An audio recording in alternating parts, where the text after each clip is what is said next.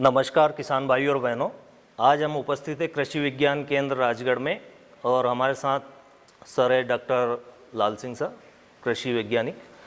और आज हम चर्चा करेंगे मक्का फसल की बुआई की विधि क्या है, किस तरह से करना चाहिए जिससे अधिक उत्पादन प्राप्त हो सके। समस्त किसान भाइयों को नमस्कार। और निश्चित रूप से हमारे किसान भाई मक्का की खेती अच्छा उत्पादन करें, उसके लिए सबसे महत्वपूर्ण जो तकनीकी है वो मक्का की बुआई है।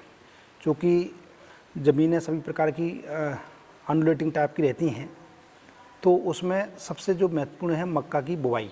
अब बुआई मक्का की अगर किसान भाई सही तरीके से सही विधि से अगर करते हैं तो निश्चित रूप से किसान भाइयों की जो फसल है बहुत अच्छी होगी, साथ साथ में उत्पादन भी अच्छा होगा।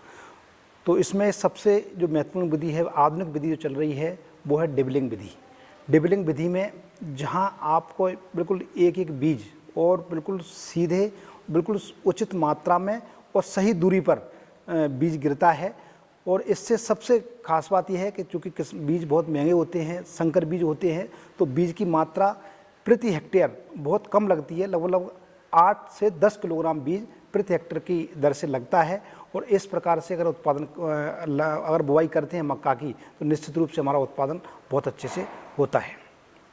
दूसरी डिबलिंग के बाद में क्यारी विधि है, तो वो भी बहुत अच्छी विधि है। सही तरीके से खेत की तैयारी करके अगर क्यारी विधि से भी बीज बोते हैं तो वो भी बीज की दर उसमें लगभग 20 किलोग्राम प्रति हेक्टेयर की दर से आता है। इस प्रकार से जो बीज की दूरी, बीज से बीज की दूरी करीब 18 से 25 सेंटीमीटर के बीच में, और साथ ही एक रो टू रो जैसे कतार से कताई दूरी बोलते हैं, तो वो लगभग अपनी 60 से 75 सेंटीमीटर की दूरी पर आना चाहिए। तो इस प्रकार से 20 किलोग्राम प्रति हेक्टेयर की दर से बीज मक्का का लगता है क्यारी विधि में। तो इस प्रकार से यदि अपन बुआई की सही तकनीकी अपनाएंगे तो निश्चित रूप से हमें अच्छा उत्पादन मिलेगा।